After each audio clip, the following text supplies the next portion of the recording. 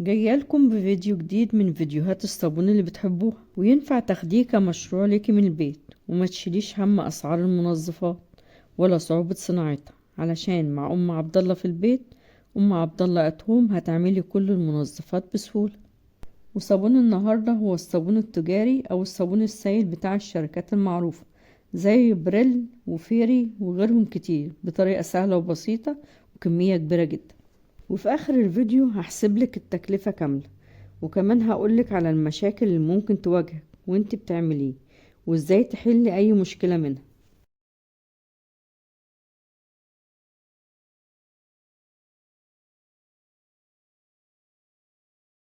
السلام عليكم ورحمة الله وبركاته. وقبل ما ندخل على المقادير، من الافضل ان احنا نستخدم الميزان، عشان احنا عاوزين كميات دقيقة جدا. لازم كل حاجة بمقدار معين، مش هنحط كميات بالبركة كده، لازم نحطها بجرامات معينة. وانا كده كده ببقى شارياها من محل المنظفات موزونة جاهزة، بس علشان لو حد عنده كميات كبيرة وعايز يعمل منها كميات صغيرة يقدر يعملها بسهولة. اول حاجة معانا تايلوز من 8 جرام ل10 جرام، تكسبون من 65 جرام ل70 جرام، البوتاس او الصودا الكاوية او حجر تسليك المجاري او الكترونة من 93 جرام ل100 جرام، السلفونيك نص كيلو 500 جرام، وهو شبه العسل الأسود في اللون والقوام، لون أصفر غروب الشمس، وهو عبارة عن لون أصفر وأسانس بريحة الليمون. وهو مش بالميزان، هو كمية على بعضها بشتريها من محلات المنظفات، وهي تركيبة جاهزة على بعضها. معلقة صغيرة ملح ليمون، وهقول لكم فايدتها ايه في الفيديو. كيس ملح أكل عادي 200 جرام. ومن عوامل نجاح الصابون وتخليه أحسن من الجاهز المقادير مظبوطة زي ما عملنا، وان احنا ننزل المواد اللي هنستخدمها بترتيب مظبوط، يعني ما نضيفش مادة قبل مادة. وعلشان اسهلها لكم نبدأ بالصغير بعدين الأكبر. فالأكبر يعني أول حاجة التايلوز، تكسبون، البوتاس، في الآخر السلفونيك، وبعدين اللون زي ما أنا مرتبهم في الفيديو. والمكون الأساسي معانا هو المية، لازم نستخدم مية مغلية قبل كده ومتبردة أو مية من الفلتر. هنبدأ ب10 لتر من المية، والإزازة الموجودة في الفيديو عبارة عن 5 لتر، فنحط منها مرتين. هنجيب طبق كبير ونحط فيه 10 لتر مية.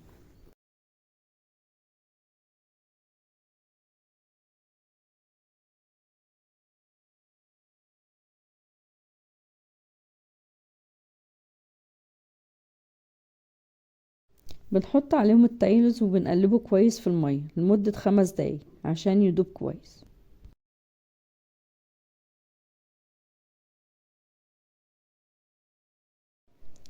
وانا بحط مرة واحدة عادي جدا، لان هحط ملح ليمون عليه عشان اتأكد انه داب كويس، وملح الليمون بيمنع ان التايلز يكلكع معاكي.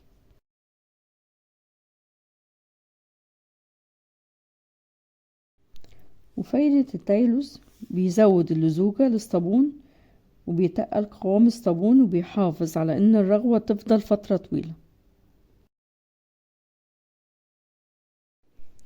تاني حاجة بنضيفها هي تكسبون، بس هو مادة صعبة الذوبان في المية، عشان كده بنجيب في طبق خارجي لتر مية سخنة، وبنقلبه لمدة 5 دقايق على الأقل لحد ما يدوب كويس. واحنا بندوبه في مية سخنة عشان تساعد انه يدوب أسرع. وممكن تحطيه في لتر مية من بالليل للصبح، هيدوب معاكي من غير ما يتقلب، وبعدين تستخدميه.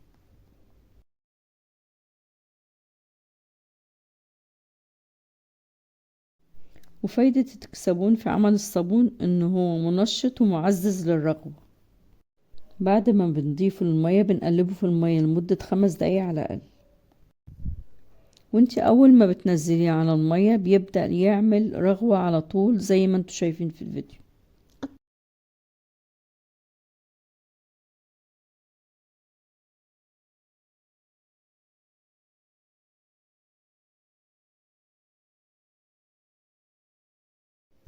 والمكون اللي بعد كده معانا هو الصودا الكاوية أو البوتاس، واحنا مش بنضيفه على طول على المية، بنجيب لتر من المية في طبق على جنب وندوب فيها البوتاس. ومن المهم نتأكد ان البطاطس مش واخد رطوبة، وده عن طريق حاجتين. اول حاجة شكله بيبقى عبارة عن قشور صلبة متفرقة شبه جوز الهند المبشور. تاني حاجة لما بتدوبيه في المية بتلاقيه ساخن معاك وبيطلع بخرة، وكمان بيدوب معاك بسرعة، يبقى هو كده شغال كويس. وانا قلتلكم قبل كده في فيديو الصابون ازاي تتعاملي معاه لو لسه اول مرة تستخدميه، لانه مادة ضارة، لازم تتعاملي معاه بحذر. لو مش شفتي الفيديو تقدري ترجعي له، هسيب لكم الرابط في صندوق الوصف. واحنا بعد ما دوبناه في المية كويس لمدة 5 دقايق بنستخدمه على طول، مش لازم نسيبه يبرد. والبوتاس يعتبر من المكونات الأساسية معانا في صناعة الصابون، مش ينفع تستغنى عنه. بعد ما بنضيفه للمية بنقلبهم مع بعض لمدة 5 دقايق على الأقل.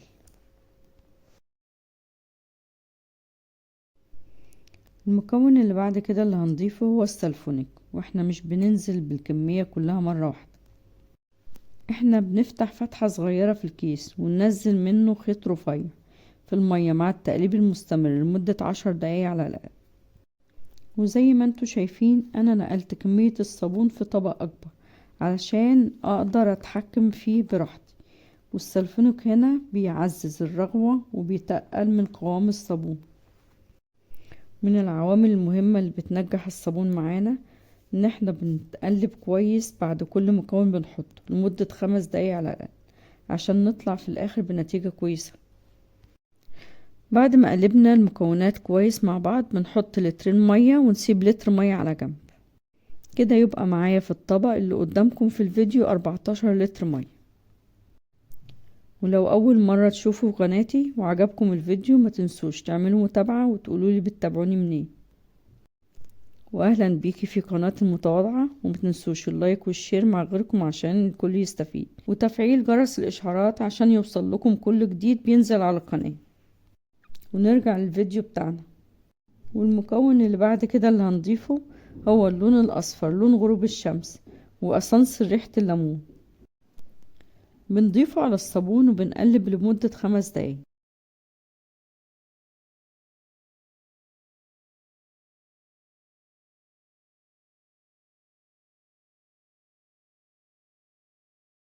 ده قوام الصابون، وهو حلو وشفاف وبيلمع وبيرغي، لكن قوامه خفيف خالص وزي المية، مش قوام صابون خالص.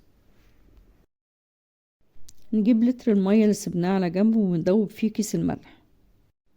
والملح هنا عشان يدينا القوام التقيل بتاع الصابون، وبيزود اللزوجة والشفافية وبيحفظ الصابون لفترة طويلة. لكن ناخد بالنا برضو ان احنا مش نزود الملح، عشان لو زاد الملح بيقلل من رغوة الصابون، فتلاقي الرغوة راحت خالص من الصابون وانت مش عارفة ايه السبب. بنضيف الملح بعد ما داب الصابون ونقلبه لمدة 5 دقايق على الأقل.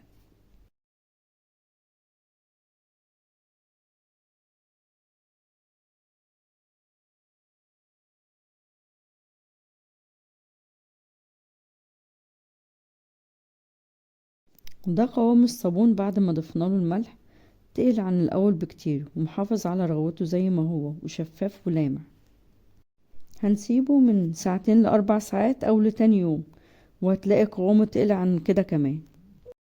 وزي ما انتوا لاحظتوا انا ما استخدمتش ورقة عباد الشمس علشان اقيس بيها البي اتش، لاني عارفة ان المقادير مظبوطة، مش محتاجة ورقة عباد شمس عشان اقيس بيها البي اتش.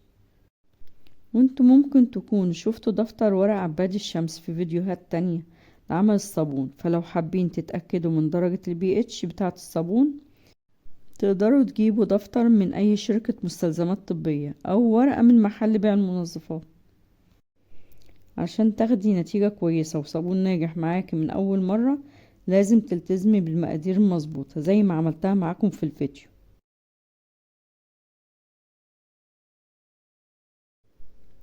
وده شكل الصابون بعد ما سبناه، صابون بجودة عالية وقوام ممتاز وبريحة جميلة ورغوة عالية وأحسن من الجاهز بكتير وبكمية وفيرة. التكلفة 70 جنيه ل15 لتر صابون سائل، يعني لتر الصابون السائل أقل من 5 جنيه. وأنا كده خلصت فيديو النهاردة، هستناكم تجربوه وتقولولي رأيكم في التعليقات. وتقدروا تسألوني على اي حاجة في التعليقات، سواء عن الفيديو ده او عندك اي استفسارات عموما، سيبوها لي وان شاء الله اقدر افيدكم. اشوفكم في فيديو جديد ان شاء الله.